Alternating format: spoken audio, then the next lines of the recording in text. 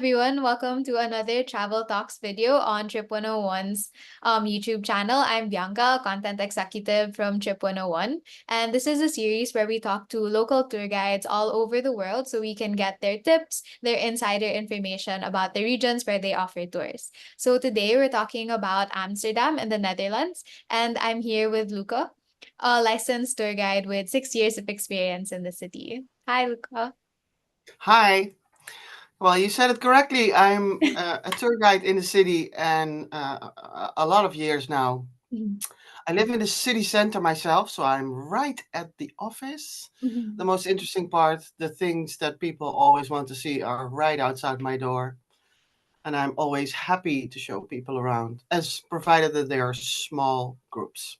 Mhm, I see. Is there anything you particularly love about Amsterdam or any reason that tourists should go out of their way to visit the city? Well, to me, the best thing about Amsterdam, it is like walking in history Mhm. without having to turn pages, because everything here is really old and it's preserved. And this year, 2024, in October, the city celebrates its 750-year anniversary, and the whole city is participating. Because that's the other thing I love about Amsterdam, that it's really small. It has a huge image, worldwide fame, and then people think that it is a big city. It's very small. You can walk anywhere in 30 minutes, and people are really invested in. So the locals are really invested in their own city, Mhm. and that makes participation into projects and festivities really possible, and we do it all the time.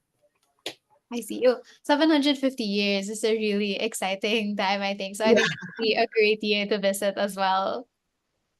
The celebrations, you can, as a local, you can submit your plan for your celebration, or you can submit your house for decorations, and then the city will give you funds and the decorations so that they make sure that Mhm. the whole city is really celebrating and having all the possibilities. Yeah, I'm sure travelers are all really excited to visit the city then. Yeah, so I guess Yeah. 2024 is the year to go. Ah, a lot of things have changed. There's one very significant thing. Uh, Amsterdam is also known for its canals, Mhm. and the canals are also 750 years old, and nobody did the upkeep because it wasn't the interesting subject on the budget meeting. So over the lockdown, parts of the canal walls collapsed, Mhm. and now there's extra pieces in the canals where they put a metal sheet in and dumped sand to hold the wall up until they come to repairing it. And then there's seeds in there, so there's luscious wild flowers growing in the canals on the sides, which is great for the bees. But Mhm. that's totally different from anybody who visited, let's say, longer than 3 years ago. Yeah. Okay, so maybe we can get more up-to-date information like that just to help our travelers a little bit more. Yeah. All right. So let's start with how travelers can get into the city. Is there an airport nearby or in the city for them to fly into? Well, there's Schiphol Airport is the main airport. It Mhm. is also the main airport in Europe. So everybody's flights, if they connects at Schiphol. So Schiphol is a really large airport, and underneath Schiphol is a train station, Mhm. which takes you to Amsterdam Central Station. They abbreviate it by CS, but they also put a little, oh no, on the other side they put a little plane so you know how to get back. But it is a 15-minute train Mhm.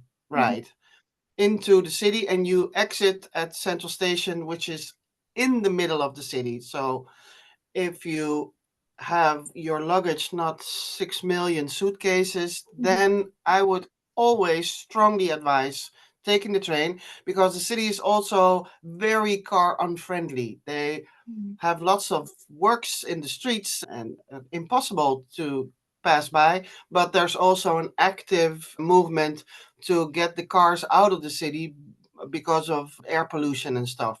So Mhm. you can take a taxi at Schiphol. They are waiting. Don't take the ones that are yelling for a ride because those are the not regulated. So then you're on your own. But if you take a regular taxi, all the taxi cabs, all the people with the license to perform taxi rides have a blue license plate on their car. So that's your very first security check. They have a blue license plate, then you know that well, at least the car has a license for taxiing. And the taxi ride will cost you more than 50 euros. And hold it up against the train ticket, which is five. That's already saving money on your trip. And the taxi ride, they have to take detours to get to where your hotel is, so you can't even blame them. But it'll take way longer than that 15 minutes. And then in the city itself, figure out, use Google Maps and then figure out where your hotel is. Because times out of 10, if you're in the city center itself, it's way easier to get by train. I see. Yeah, that's a really great tip as well. Even the regulated cabs and plate numbers. So I'm sure our travelers will appreciate having something to watch out for. Yeah. Yeah. So since traveling by car is not really recommended, would you also recommend against any ride sharing apps? No, ride sharing apps are. See, I know my way around, but people Mhm. who don't know their way around, my practice would be check on Google Maps and then check the walking distance. If Mhm. it's more than 15 minutes or very intricate, then maybe use an Uber or Bolt, because Uber and Bolt are also working here, so no problem. An interesting thing is a bike taxi. Mhm. Usually in hotels, they know how to get one of those bike taxis, and then you're like a rickshaw traveling through the city. They are an extra form of income for those people. Uber is safer, Okay, I uh, but with the caveat, I don't have much experience because I walk everywhere, but I'm used to walking. So that would be the tip. If it's longer than 15 and it looks very intricate, then go take an Uber. And the mhm. Ubers are usually not with blue license plates, but they are an Uber. So Uber is very well respected everywhere in the world. But still, it'll take you way longer and cost way more because cars are not allowed in much streets. And Mm. as long as it's in the city center, walk. Because the worst thing that can happen is that you get lost in a gorgeous city where on every corner there's a cafe and you can eat outside and have and sit and people watch, which is the best activity anyway. So I really don't see a downside to getting lost in the city and adapt to the relaxed pace that we all have here. Compared to other big cities, the pace of everybody in this city is quite relaxed, and we have a very laid back attitude towards everything. Combine that with all the tourists who are smoking and are really high, and then you automatically become very relaxed. So, relaxed. Take 5 minutes extra to figure it out, and then you'll figure it out. It's no problem. Okay. And Yeah. everybody in the street knows the way around. That Mhm. goes for locals, but also for tourists who are checking out where everything is anyway. So feel free to ask people in the street. 95% are visitors anyway, and the rest of us, you all speak English and we know the way. So So you mentioned a train system. Are there any travel passes or travel cards that, tourists can buy so they have more affordable travel on the train or maybe either on the bus too? there is a card, there is an I Amsterdam card. Mhm. And that includes 400 museums, canal cruise, all the free transportation. But I don't know per se that then you'll be cheaper because every form of public transport takes your credit card. Maybe we should get this card, 400 museums, because the city itself is very interesting. You only book 2 or 3 museums, which already makes it cheaper to just wing it. And so I wouldn't necessarily recommend getting that card, especially since now you can check in with your own credit card. And stations, and let's say street car, the public transport stop next to Anne Frank's, Mm-hmm. which is the number one location that people are booking for, there is a ticket machine on the street where you can get round trip tickets, which is also more expensive, but that would be plan B if your credit card isn't working in the public transport. And there's Mm-hmm. so much public transport. If your check in doesn't work, it works on all payment cards, all credit cards. Just switch card. Remember what card you use to check in because that's the same card you need to use to check out. Otherwise, you are paying for the whole day. So no, I wouldn't go for the whole card. I would go just fly by the seat of your pants and just check in whenever you need to check in. But it's when I talk to the city government, and because I walked with so many people from all over the world, it's like we really don't need the buses and streetcars and taxis in the city because in the inner city you can walk everywhere. It takes more time to do it by public transport than to just walk. There's one thing though that I should warn all visitors about, that is the amount of bicycles and people on bicycles. Statistically, we own 2.3 bicycle per person in the whole country because we are a bike riding nation. And in Amsterdam, especially because that is the second to fastest way to get around, and especially if you're outside the city center or have to go longer ways, everybody is on their bicycle and goes from A to B as fast as possible and is really annoyed by everything that is in their way. They Mm-hmm. don't care about the rules. So think of them as piranha.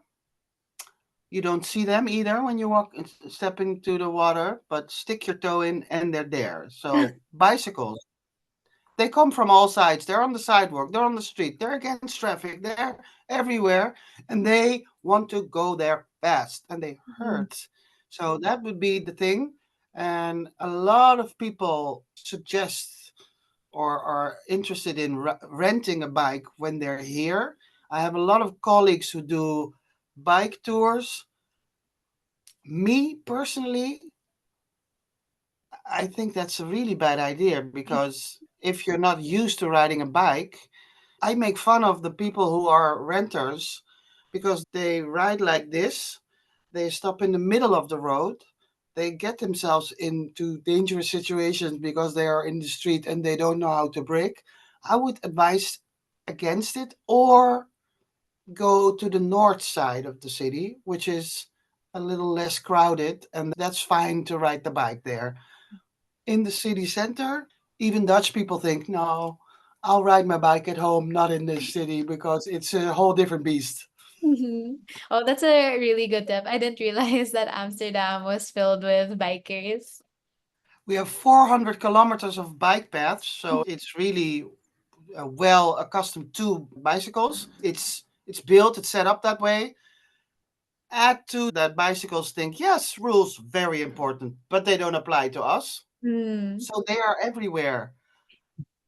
Just stay off the bike lanes. The bike lanes usually are the red paths next to there's the sidewalk and there's the street. In between is usually a white path that is reserved for bicycles. Mm. And we appear to be one of the few countries who have it set up like that. So visitors are not aware and they are on the bike. That's looking for trouble. There's plenty of YouTube video about people warning people like, don't get off the sidewalk. The bicycles are on the bike path, and if you want to get into trouble with Dutch people, get on their bike path. So yes, you're warned. Yeah. Okay, so maybe for those travelers who would prefer not to get on a bike and, use public transportation, you mentioned that the trains accept credit card, right? So would you also recommend using credit card for other types of local transactions, or is cash also widely accepted?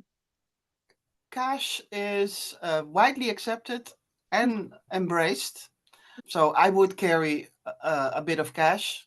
You can get cash from ATMs here. The signs are yellow with square eye shaped, but there's also called ATM, so it's very easy. There's a lot of the signage in the city center is completely bilingual. Even in parts of the city center, it's Dutch Chinese because that's Chinatown. So that's also bilingual. But we are very much geared to travelers who didn't take the time to study Dutch for 6 years and then maybe learn a fraction because it's a very difficult language. So Mhm. everything is bilingual. Getting cash from an ATM, that is the advice that I always get when I travel, is just take it over there because the rates are sometimes cheaper. Or because traveling with a lot of money on your person, that is asking for trouble because, you know, robbers. So don't know. Okay. Just take the ATM, but the country itself has been pushing everybody onto digital payments. So there is a form of card payment available everywhere, even on street markets. You can just, they have their portable thingy and you just hold your card and it accepts everything. Yeah. Yeah, that sounds really convenient. For tipping, Mhm. it is really loved if you take a 20% tip is common. Mhm. And we are not the country where people who work for service industry, like the service in the restaurants, are having to rely on tips to make their rent. It is extra, it's your way of appreciating the service. And 20% is really nice. And if you really mean it towards the server that is serving you, then it's very important to have cash handy because you can give it to them. And then if they choose to share it with the other colleagues, that's their thing. But then you know who it's going to. So that is a thing. Tipping for hospitality services. So the main things that tourists use, that there's normal to tip in hotels and bars, and even when you get off the boat they have a little dish there that you can leave coins in. And so it's getting to be more normal, but you don't have to tip for everything. It is not Mhm. like in the States where I heard that you tip for everything. You don't need to tip for everything, Okay, and yeah. it's appreciated. Yeah. That's really good to know as well. So you mentioned restaurants, so maybe we can move on to learning more about the local food and the food scene in Amsterdam. So are there any local foods, local dishes that you think travelers must try when they're in the city? Yes, I think I have an example of a local food. The one thing that Dutch people claim is Dutch that's actually Dutch, because Dutch people historically are scoundrels, and that is saying it very mildly. Let's show an example, but I have to prepare it a little bit. There. So this is shaped like a stroop waffle. It is STROP waffle. Stroop means syrup.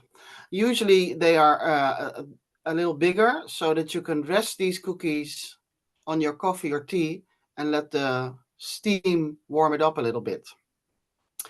This cookie is used and eaten by all the locals because it's delicious. No, well, not this one per se. I made this out of something else. But this is a real local treat. You can buy it in packages of 12 in all the supermarkets, but also all the souvenir places. And then the prices in the supermarket range from 150, so almost 2 euros, to €7. Then your package is decorated. And it's the souvenir variety. And in souvenir shops, they can even go nuttier with the price. But this is delicious. It's also a great souvenir to take home because they are chewy because of the syrup. It's two thin wafers with syrup in between. So they are really nice. It's a hit. So that's the first thing. Then there's, if you're adventurous, only place in the world where you can eat herring. They say they scare you with that it's raw fish. it is not in fact raw, it is cured, because when they catch it at sea, they take out almost all the intestines except for the pancreas. The enzymes of the pancreas combined with the salted water that they store it in at sea cures the fish. So it becomes creamy, slightly salted, and it's delicious, but it looks gray. So it doesn't look inviting at all. If you're not brought up with it, you think, oh, who is punished here? But it is, you can find herring vendors on certain squares and on all the street markets. That would be my tip. Try that. If you don't like it, hand your fish over the rest of the day. Cut it up in pieces so you can just try a piece with the preserved pickle next to it. And if you don't like it, you can give it to somebody else who will say, thank you, because once you love it. And there's this other thing that is licorice. And licorice is the black licorice. And I think you have almost 400, it's candy. You have 400 different flavors, ranging from very strong to very mild, and they can be in shapes and they can be ranging in colors from black to brown to yellow. And the other countries that use licorice, especially it comes to mind the United States, have red licorice.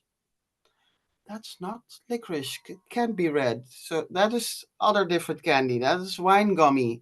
It's a different experience. And other countries use anise as the ground ingredient to start their licorice with. We use licorice root. So that would also be a challenge for people. If you find a bag of licorice, get it.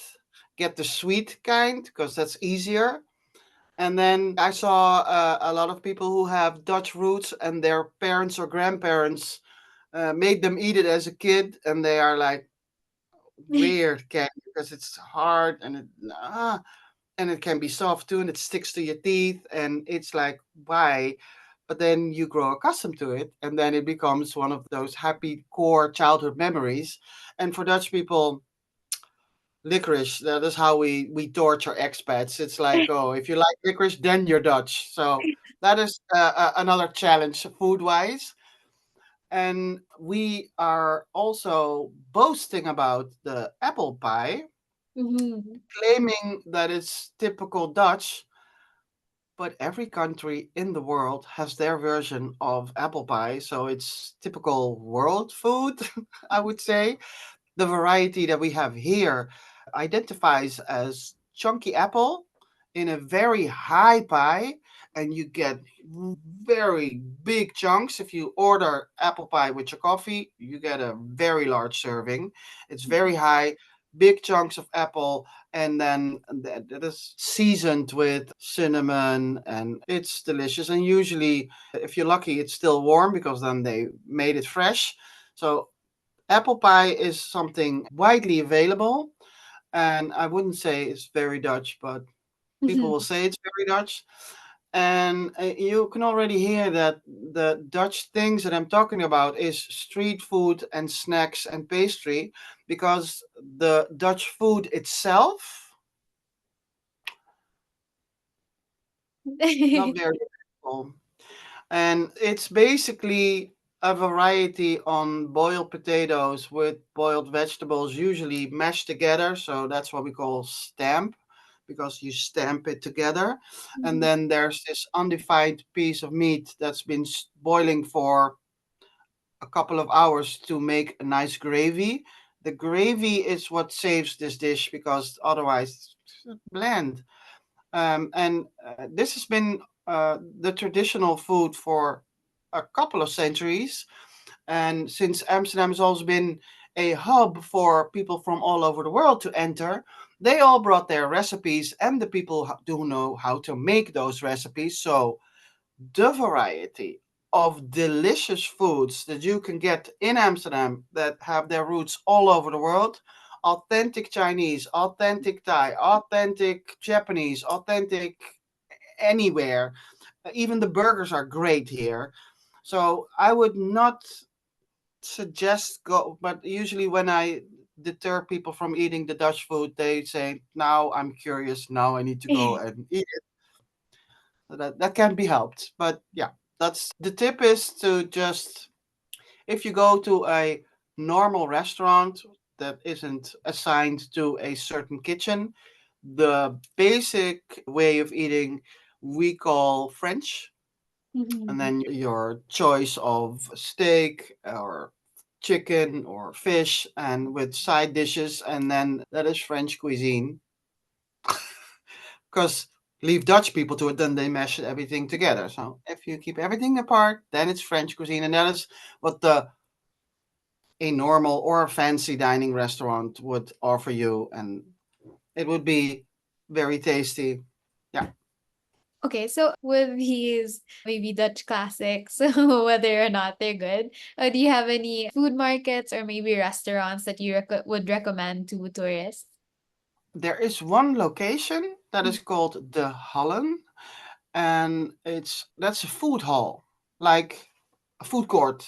So there's over 40 different places, and in the middle there's tables. You can go there and just sample whatever you would like to try, and there's everything is combined there. It's a very popular spot for a night out, and locals use it, so you can actually meet locals there, which is yeah, because it's a little outside the city center, but it's getting more famous because it's in the highlight list. So it's well, the Holland, by the way, is a very interesting building because it's a refurbished stop for the streetcars, Mm-hmm. the trains in the city itself. Because there's a difference between streetcars and trains. The trains go from city to city, and the streetcars look the same, smaller size, stay in the city. So it was a former garage for streetcars. They refurbished it, and they have a movie theater in there, this food court, TV studios, all kinds of galleries. So it's not only for eating, it's nice to go there. It's to spend a day there. It's really nice. I mentioned movies. If you are experiencing a full day of rain or wind or storm or code yellow like we are having today, then going to a movie is a nice tip because all the movies here are subtitled. So they come in their original language. So you don't need to suffer through, oh no, they're speaking Dutch. Unless you go to a Dutch movie, obviously. But all the movies come in their original language, and they will keep you out of the rain for at least 2 hours. So, hot tip. Okay. So for those restaurants, would you say that it's easy for travelers to find vegan, vegetarian, or gluten-free meals? Yeah, it's usually noted on the menu. Mhm. Most restaurants have their menu right outside, so you can check. And sometimes the people are a little confused if you go to the smaller places and the more where locals go and outside the city, the confusing between vegan and vegetarian, a lot of people confuse those. So Mhm. if you are vegan like me, I know that if they tell me that the carpaccio is vegan, I know that they don't know anything about food because carpaccio is thinly sliced meat. How Mhm. could it be vegan? Maybe Yeah. the animal is vegan, but it's still an animal. So, but there's a lot of options food wise for all those. 10 years ago, it would be difficult and you would be perceived as a difficult eater. But having those kind of food demands is very high end in Amsterdam. We are called the oat milk elite. Some of us, because we drink oat milk in our coffee, but you also have almond and rice, and so all the things are completely possible, and you can just and they note them, so that's very easy. And there obviously are also vegan restaurants where you can, well, traditionally Indian restaurants are vegan, so they would be like normal. Okay. Yeah. So what about for travelers coming with children or pets? Will it be easy for them to find restaurants that are pet friendly or kid friendly? I think that the overall view of locals is that pets and kids are annoying in your Mhm. restaurant. But if you look into a restaurant and you see a little corner where they have set up a kids playpen, then obviously you can bring your kid or your pet. And then there's this overall. Usually, when people visit, it's nice weather. You're eating outside on one of the large terraces, and that's where kids and pets are really Mhm. allowed because it's outside. So then people won't be and you'll even can order a drinking bowl for your pet. You'll offer it, or you want the dog some water for the dog. So outside is a different ball game. It's as soon as you're inside because all of the housing here is very small. Mhm. It's almost images of Japan come to mind, where everybody is living, and New York City, where everybody's living in hall closet size buildings. All the buildings here are very old, so it's all very cramped. And then you're close to each other. Then it's annoying to have kids and pets Mhm. because they don't care about sitting down and having a nice meal. They want to run around. So inside an issue, outside can be an issue. Outside, no problem. And most people will be outside as soon as the weather is permitting it. Everybody here is outside, enjoying Mhm. the outside. So kid friendly, I wouldn't say because usually when I have kids on the tour, as soon as they hit 8, 9, 10 years and older, they are so bored Mhm. because this is a very old city and there are kids in the city, there are playgrounds in the city, but they are usually in a behind street tucked away and where kids are safer than in the areas where tourism is more pronounced. So I don't know if I would take my young children. If they're babies, fine, they will sleep through everything. So then you can take them, and I would.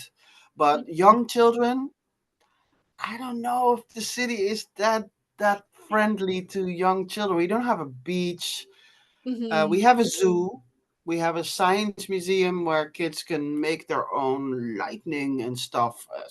But that's getting a kid to go to a museum is like, oh, they will fall on the floor and oh. So I don't know if the science museum will help there. And then the zoo is only one day. Mhm. Yeah. Also, maybe for those families, it might be better to order food. Are there any food delivery apps that they can choose from instead? Oh yeah, there's Deliveroo and those kind of apps work here too. Okay. So that is, and you can also get takeout and stuff. And in every hotel that you are staying at, and even the B&Bs will have in the kitchen drawer have the menus of Mhm. things that will take you food home. But the whole traveling and spending days in Amsterdam with small children, young children, it can be done, but it wouldn't be as much fun as a city like uh, a beach or Mhm. a resort. So I've speak to a lot of people who have been to Amsterdam in their teens and 20s, had a ball, got married, had kids, and then want to take the kids. You can't do the same things with your young family that you did here when it's nightlife. I Okay. wouldn't know if it's not a really kid friendly surroundings. And that also goes for people who are in wheelchairs. Mhm. Obviously, they are more than welcome, but the way that the city is made, it's very uneven terrain and very small sides and sidewalks like what I'm mentioning it is 2 feet, Mhm. sometimes not even 2 feet. So you'll be in the street. And I have done tours with wheelchairs. It's a lot of preparation because really the city and all of Europe is so old. It's not really prepared and equipped for disabled. So you need terrain wheelchair, one with thick Mhm. tires that climb, and then it's I would really not too fragile equipment. Don't do that. But obviously, everybody who is disabled, everybody is welcome. Yeah. It's just it's easier for people who can walk or fit. and though that kind of thing. Yeah.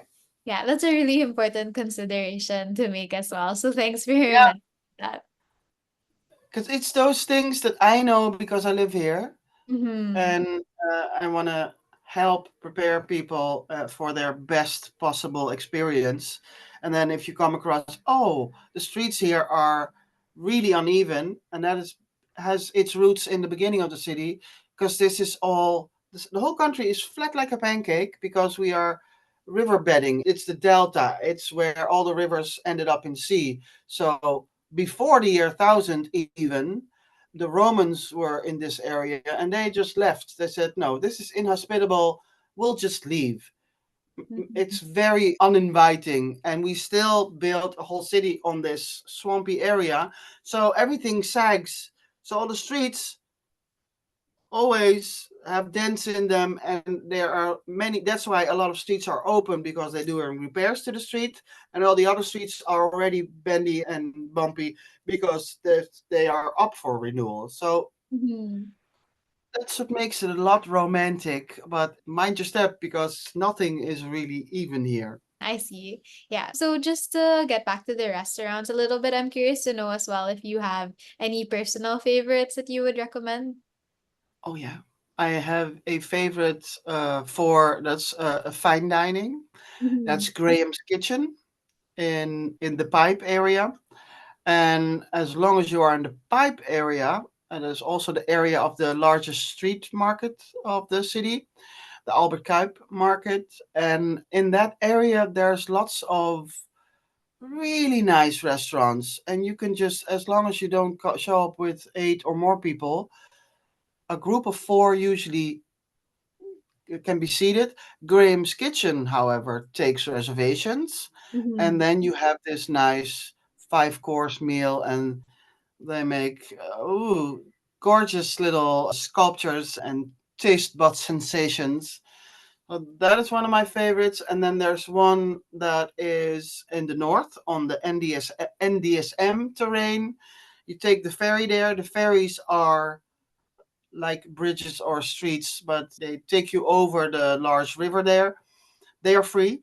Mm-hmm. And if you go to the NDSM terrain and go to one of the restaurants there that are, it's called Helling 7. A helling is a ramp because on the old shipyard is totally being revamped and used for big terraces and a lot of fun, and it's a very interesting area to visit for tourists because street art. The last ramp is ramp 7, Helling 7, and that on in the restaurant they cook everything on an open fire. So they also have vegan options, but open fire usually means all things that you can barbecue. And if you sit on the rooftop there, on the terrace itself in the restaurant, on the right side, if you look down, you see the shipyard that is actually still functioning because the last part is still in use. So big ships are being repaired there. So the view is different every time you go there. And to the left, you see a view of Amsterdam, and that is also amazing. It is a fairly new restaurant, but I would check online if you need reservation because popular restaurants, and especially those who are a little with a theme or a gorgeous view, better safe than sorry. Usually you don't need reservations, but with a reservation you know that you didn't come for nothing. Mhm. Okay. Yeah. Uh, So other than local food, let's also talk about some other essentials for travelers when they're in a new city. So for example, are there any healthcare facilities available for tourists or foreigners in Amsterdam? yeah, there's pharmacies. There's lots of the drugstores are for your band-aids and sunscreen and those. You have pharmacies which are called Mm-hmm. apothecary, and there you can go, and if you have your receipt, your doctor's prescription, then they can see if they can fill out your prescription for you.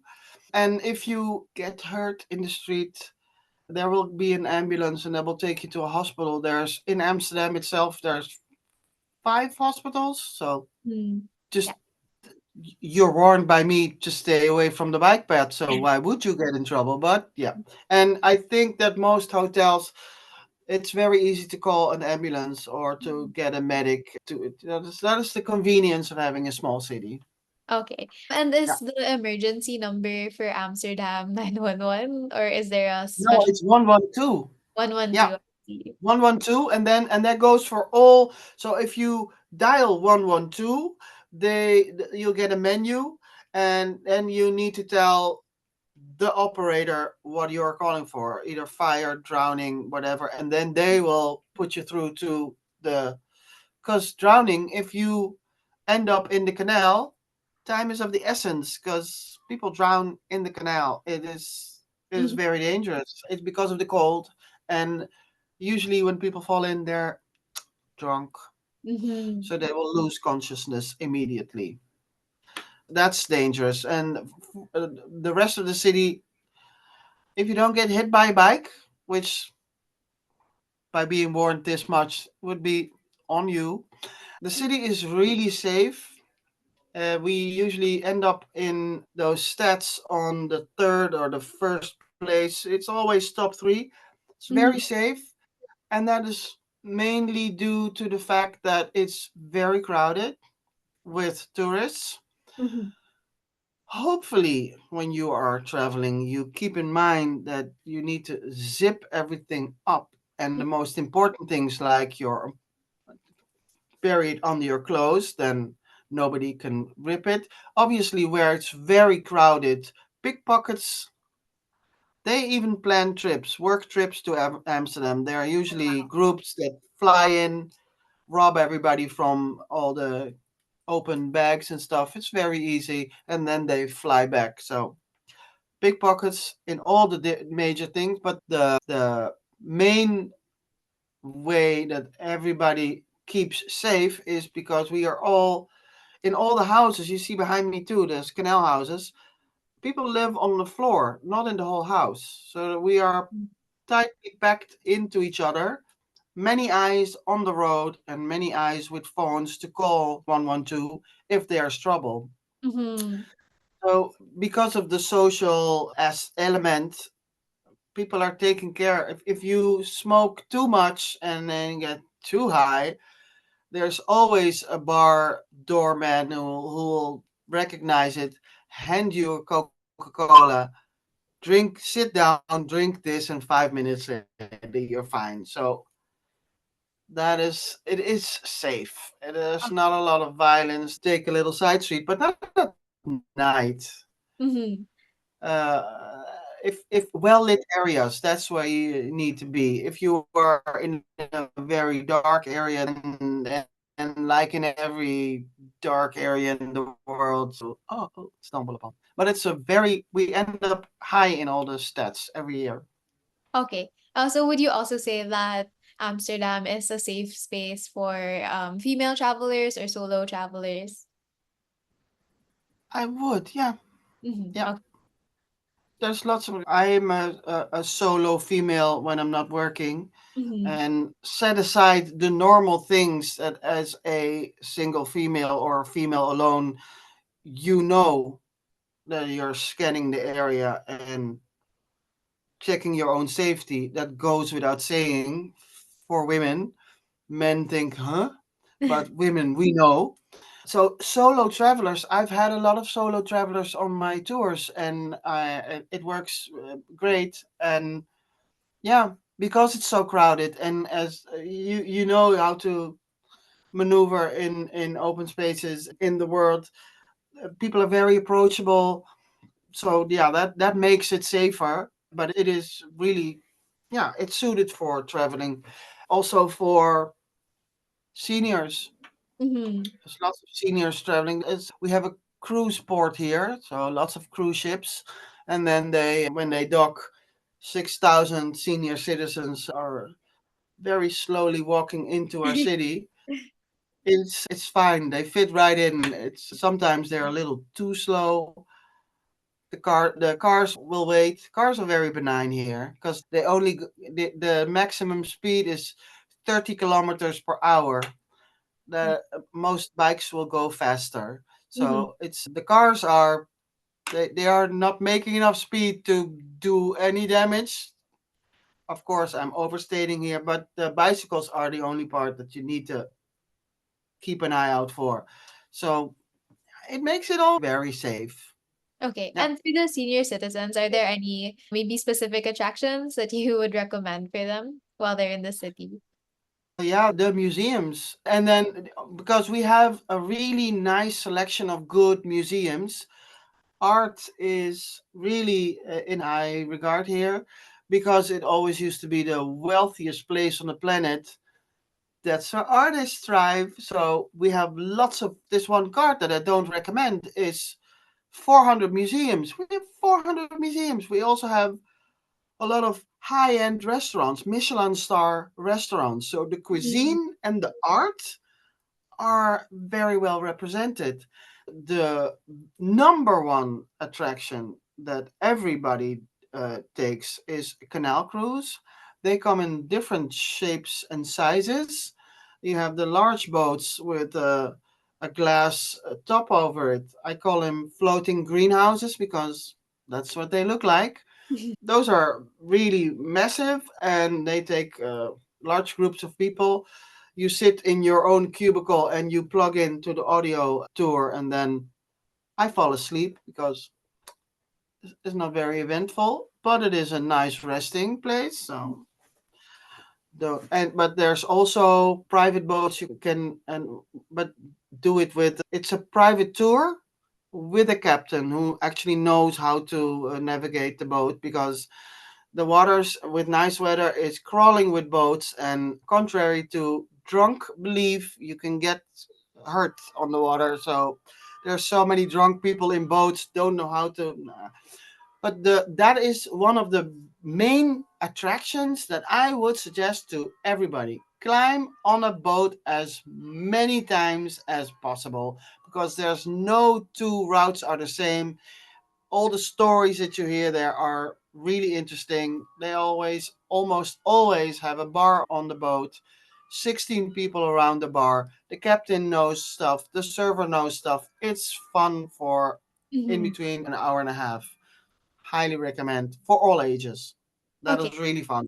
Yeah. Yeah. And since the cruises are very popular, would you recommend that travelers maybe book tickets in advance? For the boats, you don't have to do it for the canal Mhm. cruises, but the big museums like the Van Gogh Museum, Mhm. you need to have tickets. And very important, if you get tickets for don't do it through other booking sites because there were fake tickets and then nobody can help you. Your money is lost, and what do you do? So book it on the website of the Van Gogh, of the Rijksmuseum, of the Moco Museum. Book it on their website Mhm. because then you know that your ticket is valid. The most popular ticket is the Anne Frank Museum. That is very difficult to book because it's so popular and it's a small museum. The way to go about it is if you know 6 weeks ahead of the time that you want to come, 10 o'clock a.m. local time on their website, annefrank.org. Then you enter in a raffle. It's like getting Mhm. Taylor Swift tickets. And then you have them because it's very difficult to get them. And it's impossible to just walk up. Yeah, you can walk up, then you can see people who have tickets, and that's it. Anybody that I meet that, yes, and we're going to M. Frank's tomorrow, and then, woo, you have tickets? Yes. Oh, well, that's special because Yeah. it's almost impossible. In Mm. the winter time, it's more possible, but now, high season, it's impossible to get them. Okay. 6 weeks ahead. Yeah. And so since there are so many attractions in Amsterdam, are there any maybe religious sites or monuments that have dress codes for tourists to follow? No, not that I. No. I'm thinking about if you go to Rome, to the Vatican, you must be covered. But up here, you can just maybe not wear your bikini because you're in a city. But there's many people wearing bikinis in the city on a boat, and then it's totally acceptable. We Mm-hmm. are the kings and queens of leisure wear. So if we go to an event, like let's say a graduation or something, or an inauguration, you wear your best jeans. Mm-hmm. We are Okay. not a formal type people. We enjoy people who are dressed up, but for us per se, it's like, no, act normal, then you're crazy enough. So there's no dress code that I can think of. Is there anywhere that you need to wear a tie? No, I know a little bar where if you're wearing a tie, they will snip it off, stick it to the bar. That's the type of people we are, yeah. Mhm. So, no, Okay. just wear anything not t shirt and jeans. So, one step up, that's dressing up. Bring those. Mhm. Okay. Just for your own, because you don't like to feel overdressed. But and underdress is almost impossible in this city. But just when you want to wear something nice, a nice shirt, button shirt, that's nice. Yeah. Mm. Okay. So are there any hidden gems in Amsterdam that you would recommend? Something outside of the usual tourist spot? Yeah, I already mentioned the NDSM terrain Mm-hmm. because it's on the verge of being discovered by the large audience. So it's still in there, it's hanging in there.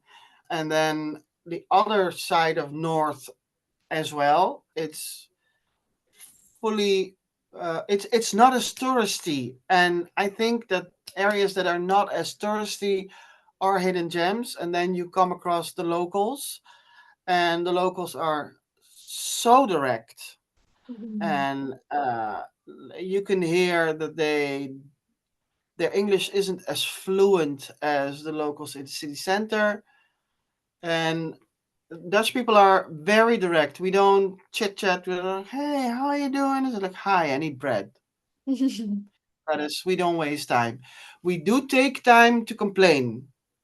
If you want to get into it with a local, say, oh, don't you get annoyed by, and then you'll get them started and you have a nice conversation about things that annoy you. Um, those hidden gems, I think that if you skip the larger museums like the Van Gogh and the Rijksmuseum, although I'm an artist myself, I would never say don't do a museum, but the smaller museum like the Rembrandt House or the World Museum, Mm-hmm. or next to the zoo, there's this, it's called Grote Museum, Groote, which means big, but I think it's named after a name. That is like a science, like they take you on a trip inside the human body because it's sciencey but still a museum, so it's interactive. Those kinds of museums are lesser known and Mm-hmm. therefore not as crowded, and I would consider them hidden gems because the real hidden gems, you need a local to take you there because you won't Mm-hmm. find them. They're in behind streets, and then you walk up and you think the whole church disappeared. I live right next to a church that nobody can find. Nobody, not even the locals. When they call me, it's like, you live next to a church, right? Yeah. Is it? It's still there. It's been here since 1714, 1614, so it's still here. I can't see it. No, come closer, then you'll see it when you're right next to it. So those are the real hidden gems. There's little side streets in between buildings. If you go into the side, there's usually a gate in front of it, but when the gate is open, you can go in, and then you can discover an inner courtyard. Because Mm-hmm. behind all the canal houses are usually other houses. Like, for instance, the house that Anne Frank actually hid in is a house behind the office building. But if the owners of the house, when they built it, didn't feel like building a second house, there's a garden there. So there's lots of inner gardens, and there's little side streets to walk in. But I would highly suggest do it with a local because they'll know that if you go in that gate, if there's friendliness or people who are annoyed that everybody keeps walking into, because we are a little overwhelmed with a lot of tourists. So I would also tell this to people who are thinking about coming. We're a little stressed out. The city itself is a little stressed out. So there could be a situation where the very laid back, friendly, talkative Dutch people is had enough and then start screaming and oh, you bloody tourists, because it's a hot topic. It's like in Barcelona, people are going into the streets whether we want to take the city to ourselves. So my suggestion would be don't travel in big groups. Come with two or by yourself, maybe four, and stick to acting really friendly and paying attention and don't act really touristy. And it's a very hard tip to give because how are you not acting touristy if you don't know your way? But prepare and stay away from groups. That's basically what I would suggest. And that's easy because the groups are, you can just look into a street and think, ooh, that's a lot of people. The street right after it's empty. Take that one because Okay. it'll take you to the same thing. It is how the difference between arriving 20 minutes late or on time. If I take the wrong street, it's like, I know this. I live here and I'm a tour guide. How did I get mixed up in this street? Because once you're in, Okay. So what about some activities or attractions that would be more suited for adventurous travelers or those who are looking for a thrill once they get to Amsterdam? yeah, that would be. We have we have climbing walls, but then Mhm. you're indoor sporting. There's training gyms everywhere where you can participate. Active, most people don't walk around as much as I do, so that immediately makes walking around the city an activity. There's not much living in a big city and surviving bicycles. That is the thrill. That is the excitement, and it takes a lot of energy from a lot of people. Oh, very important.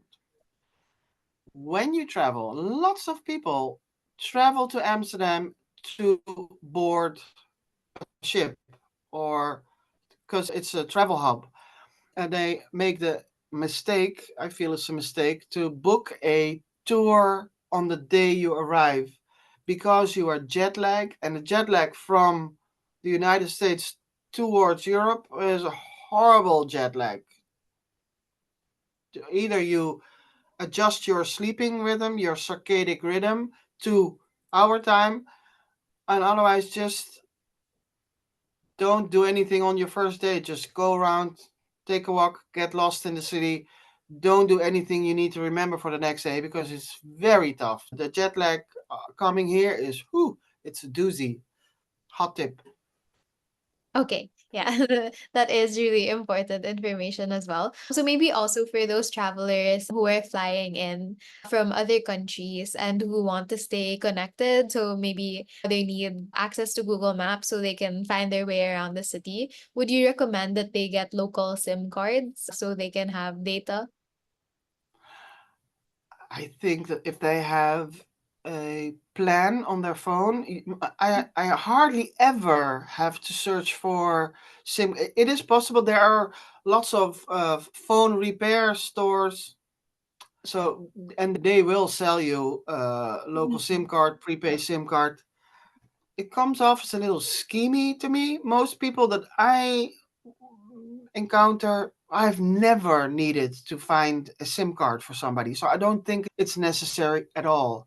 If you have an international plan, and there's on in every terrace and restaurant and public location, you can ask for the Wi-Fi code. You can be on the Wi-Fi, and that's then it's totally the hotels all have so, and they're working on providing free Wi-Fi by the city in the city, but that's still a plan.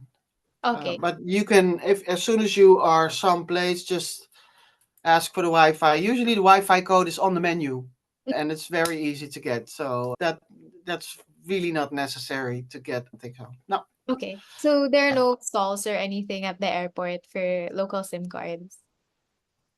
Yo, at the airport there are, and in the city itself there is also. Mm-hmm. I just don't think it's necessary. Okay, yeah, since there is a lot I of think public it's Wi-Fi. it's a way to get money from tourists, Mm-hmm. and we are here to give insider tips to the. Yeah. Yeah, don't show this interview to those stores. They won't like it. Well, so maybe one thing that travelers would want to do with the money they save on not getting SIM cards are to buy more souvenirs, right? So aside from the soup waffles that you talked about earlier, are there any other souvenirs that you recommend tourists get in the city? Well, I personally always get a mug, but if you Mhm. are starting your European road trip, a mug is kind of a big thing to Mhm. carry around. So then postcards, fridge magnets, there is all of a sudden a wide variety of duck stores, and I mean rubber duckies. They have nothing to do with Amsterdam or the Dutch. They are really cute and really expensive. So I love a good duck, but I would not go to the Mhm. duck place. But you find duckies anywhere. What you also do not want to buy is, oh, I was doing a list on what you do want to buy: socks, anything with this. Maybe you can. Mhm. Is it yeah, Yeah, earrings? this is the Amsterdam flag. I have it on a nail Mhm. because I'm a nail artist. But any item with those three crosses on there, it's red and black, and those three crosses. That is a nice reminder of Amsterdam. And you have them in keychains and little buttons, and that I would buy. Mhm. Teaspoons, small items, and there's lots of souvenir shops. You usually recognize them by the brightly colored cookies in the, because they sell all kinds of cookies and stuff too for people who have the munchies because they are smoking. Obviously, that's not healthy nor fresh. But all those souvenir places also have those little clogs, and then they to combine a lot of things. It's just, white clogs with Delft blue drawings on them. It's a cute Mhm. little two clogs. You wind up clearing them out of your house every time you do a major cleanup because they're really not useful. Fridge magnets, those are useful. Buy a fridge magnet. Wide selection of fridge magnets are readily available everywhere. So Okay. that those are the souvenirs. Oh yeah, and then back to what you really don't want to buy is there's this thing that is very popular. It's the flower market in Amsterdam. Mhm. It's very famous, but it is really not what you expect. It is a big market filled with souvenir shops because the fresh flowers are not things that tourists can buy. So the vendors over there thought, yeah, I'll just start selling what the tourists want to buy. So that's where you get your fridge magnets, your wooden tulips, and all the paraphernalia. What you also can buy there is bulbs with the promise of it becoming a tulip when you plant it.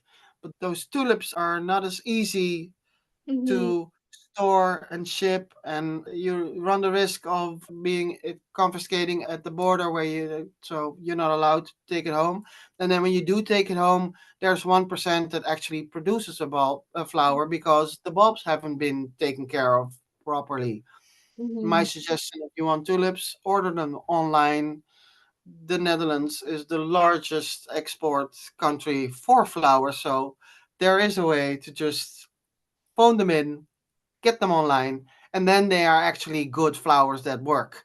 Mhm. So don't buy the tulip bulbs or the Oh, seeds.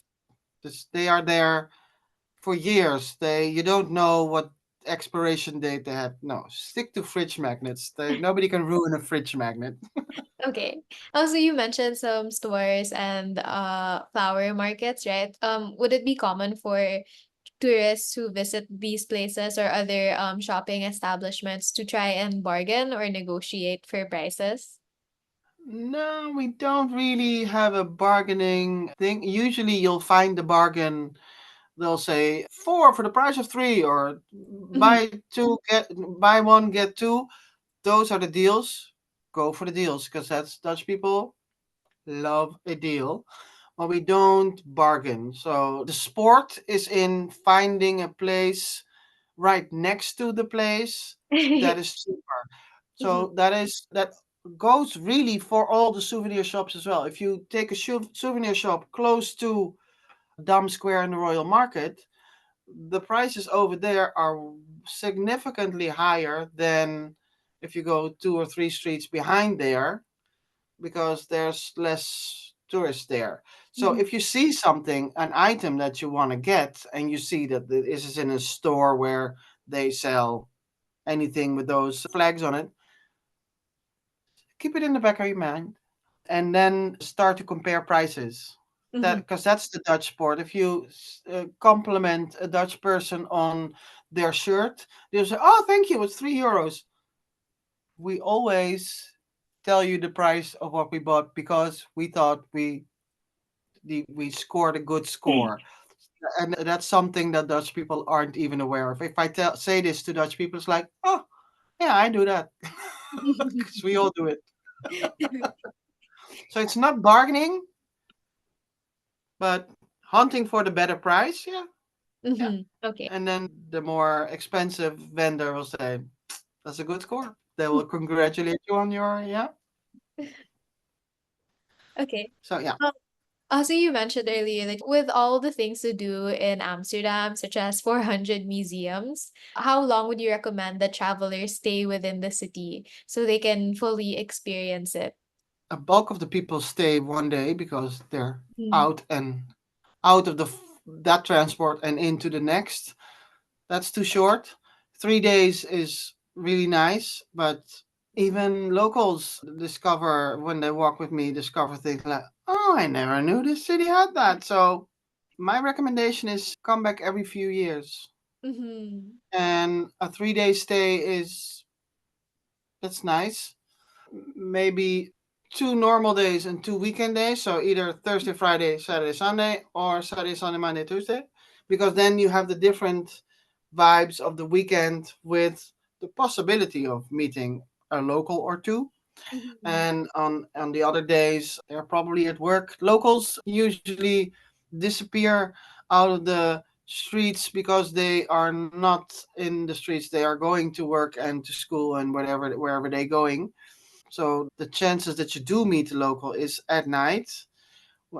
The silly thing is, this is a big city and it's thriving on tourism, yet all museums close at 5, Mhm. Yeah. leaving your nights open, but then go sit on a terrace, order typical Dutch snack on a terrace with a beer is bitterballen. It is a thick gravy. It's like a very thick sauce with pieces of meat or pieces of chicken or vegan or cheese, and then they roll it into a ball, put breadcrumbs on it, and then deep fry it. So it's really hot on the inside because it's liquid like a tomato. Tomato is always hotter longer than anything else on the pizza. Same goes for the inside of the bitterballen, and a bitterballen bite is, oh, it's delicious. It gives you a good foundation for drinking for the rest of the evening. But that's also a really Dutch thing. The Dutch are really good at makeup food, I call it. It's like pastry and snacks and all those things because the actual food is not at the eventful. To make it up someplace. So no, yeah, that's the activities are 3 4 days is really nice, but Amsterdam is also really expensive. Mhm. So staying for 2 days, depending on your jet lag, if you spend a day recovering from your jet lag, I find people that are staying a couple of days before they are going on their European trip, set aside a few days in the city to get on the right time zone, and then you need a few days, and then you can just walk around and enjoy the scenery and don't do a lot of things because Mhm. Why do a lot of things? You're on vacation. Visit street markets. There are street markets on in all the areas, in all the boroughs, and some of them are daily markets, some of them are on every Monday, some of them are every Saturday, and the locals will inform you. You can ask, when is the street market and where is it, and then they will tell you. Well, speaking of the street markets, are there any neighborhoods that you recommend for food spots or for foodies to visit? Not any specific neighborhood because you can find grub on the go anywhere. There's French fries or fries because there's nothing French about French fries, but yet the whole world calls them French fries, although they come from Belgium. I do a lot of food tours, you can tell, right? So on every corner there is a fry shop where you can get those fries and those snacks and stuff. There's lots of corners where you can get the herring. There's even more corners where you can get very expensive stroopwafels. Woo, woo, woo. But then they have the toppings and they're big and but they you pay so much money. And I know going to the supermarket, which is not called supermarket by the way. If you go into a Mhm. supermarket that's called supermarket, that's your 24-hour emergency I place where you can have stale chips and stuff and bananas for €5. It can come in handy, but supermarkets are called Albert Heijn or Jumbo or Mhm. Dirk, and they are usually open until, especially in the city center, every day until 10 p.m. So don't go in the supermarket, but there's plenty of snacks and food things around everywhere. And the Holland is a famous food court with a lot of eateries. The street markets, the most famous one is the Albert Kuip market, and that is also you can I can get my furniture there, but I can also get fresh fish and also deep fried or fresh the herring variety or on a bun, or there's so many eating options in those markets, and every area has their market. So no specific, because we are more a liquid culture. It is like have another drink. Oh, here's a cookie. Oh, drink. So we Mhm. have I think 38 breweries. Difficult word, let alone if you're drunk. But they brew their own beer in the city on the location, and they have tasting halls and terraces right there, so you can enjoy their variety of beers with cheese platters and the bitterballen. And but the drinking is, we love a drink here, and it's not that we are falling down drunk, but we are constantly drinking and getting everybody else to have a beer. Yeah. And you can opt for an alcohol-free beer or wine, and most bars also have those options, which is nice, and you won't get laughed at anymore. Great, because why get drunk? I am drinking with you guys, so get off my back.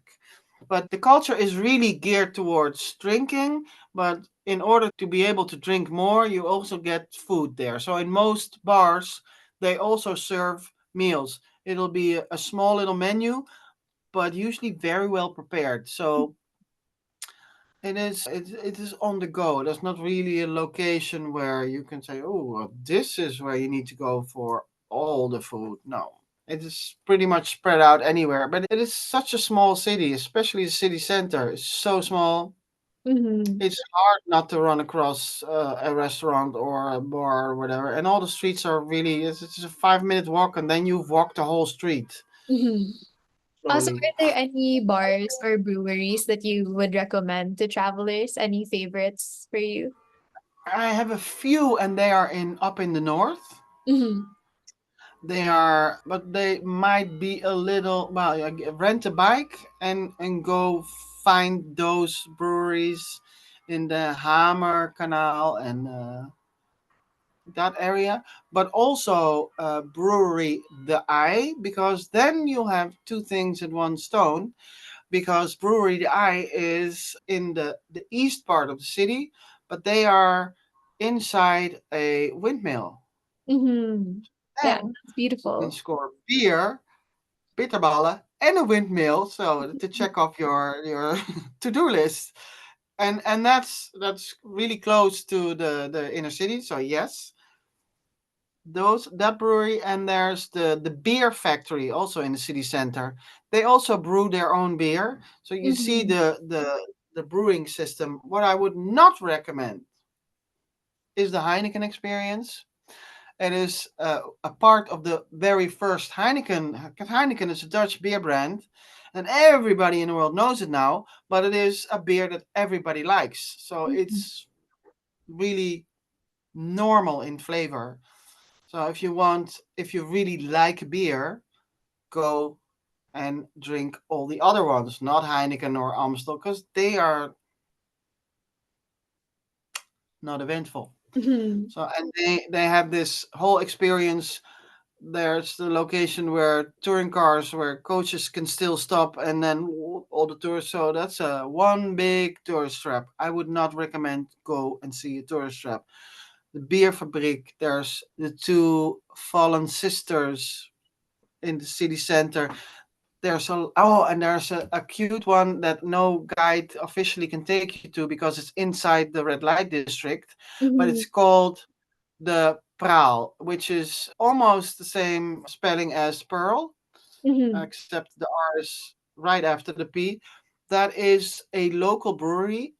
They brew it there, but they also have a really nice tasting hall, a really good menu for food, and they are a location where people who have a little issue with getting into the normal workforce, they are provided with jobs there. So people are working with all kinds of challenges. Might be mental challenges, might be you don't have any experience because you've only done having babies your whole life, and you have done it. So those people always have issues with getting a normal quote unquote job. They Mhm. are allowed into society there. So that's really nice that you know that you get served by somebody whose skill level might be just enough to actually serve you, and they know that they have difficulties and you know that they have difficulties, but there's always somebody around that can help out when the confusement starts or whatever. But it's really delicious beer that they have there. You can do a beer tasting. You can actually try it out and have a side of food. Yeah, that is a recommendation. And sad enough, I can't, as a guide, I'm not allowed in the red light district anymore. I have a hot tip for the red light district.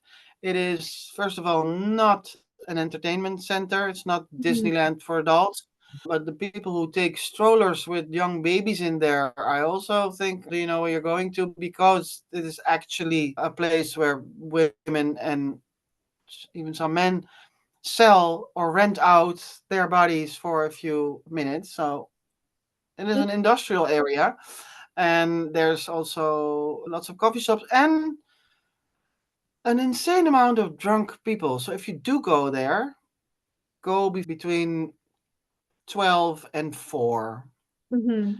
daylight, because there's not a light show at night. They call it red light district, but you'll see the tiny little red lanterns on the sides of the buildings.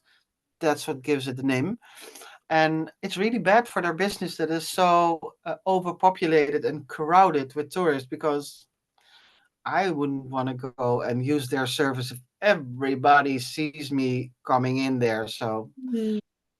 and but it's also the oldest part of town. So lots of there's this gorgeous old church. They call it the old church because it's the oldest church, but good name. And they always have exhibits in this church, so it's used as a museum. They also have services there on Sundays. And so they have a religious congregation that also uses the church. There's add-ons on the side of the church. In one of those add-ons is a chocolate shop, a wide table spread out with all handmade bonbons. So those little. There's many chocolate shop in the red light district. So it's, aside from the prostitution, it's also a feast for the tongue. But then you have to listen to my tips when I give them to you because I can't take you there. Yeah. Okay, so since I noticed that there's a lot of terraces, right, and a lot of outdoor things that you can do in Amsterdam. So I'm curious to know if there's a certain time of the year that travelers should visit so they can enjoy all these outdoor amenities.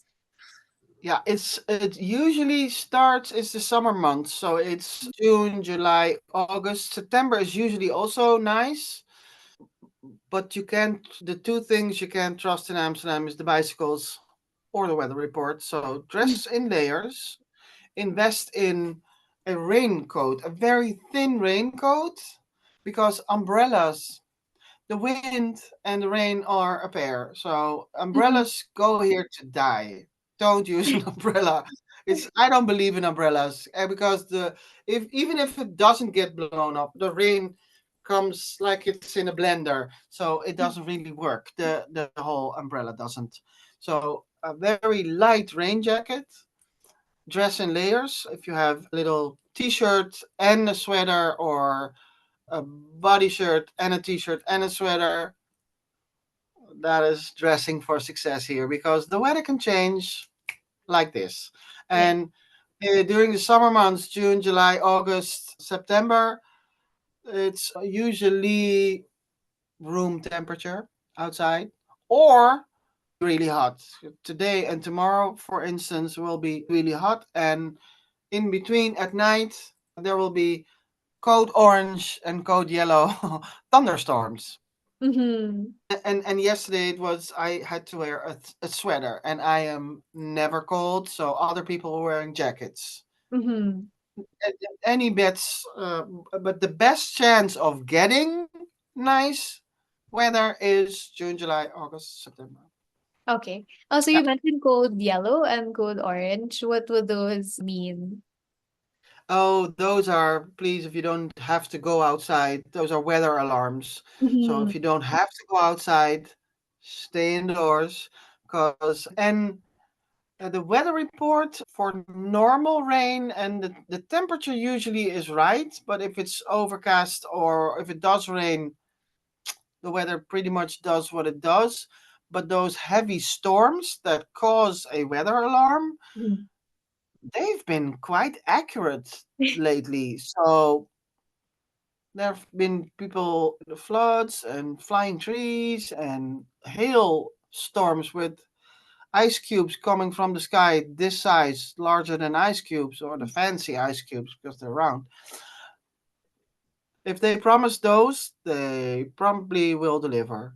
So the weather alarms, if you install a weather app on your phone, they usually come with weather alarms as well, because they will tell you, ooh, tonight starting at 7 there's code orange, that is tonight, and they even tell you the area of the country that it pertains to, because we're a tiny country, 6 hours from the top to the bottom and 3 hours from the sea to Germany by car. But we have weather system, different weather systems in this tiny country. It's mind blowing. Mm-hmm. But yeah, so those are those alarms. There is, if there is a national alarm, like bombs or whatever, or a disaster, they access all the phones. So there's this alarm on your phone, but then all the alarms, all the phones around you will also make that noise. And then it's usually in two languages, or you need somebody explain this Dutch sentence to me, because what are we looking out for? Because they will warn you. The country will warn you if there's trouble ahead. Yeah. Okay, yeah, those are really good tips for travelers, especially those who don't speak Dutch. Okay, yeah. So just one last question to round out our interview. Do you have any favorite places to stay, maybe hotels that you recommend for travelers coming into the city? I think that the boutique hotels Mhm. in the city center, they are usually inside old canal. Everything is old canal houses, but then on the outside there are different canal houses, and on the inside they're all interconnected, Yes. and they usually also have a really nice inner garden. Mhm. So then you get this hidden gem that you're staying next to.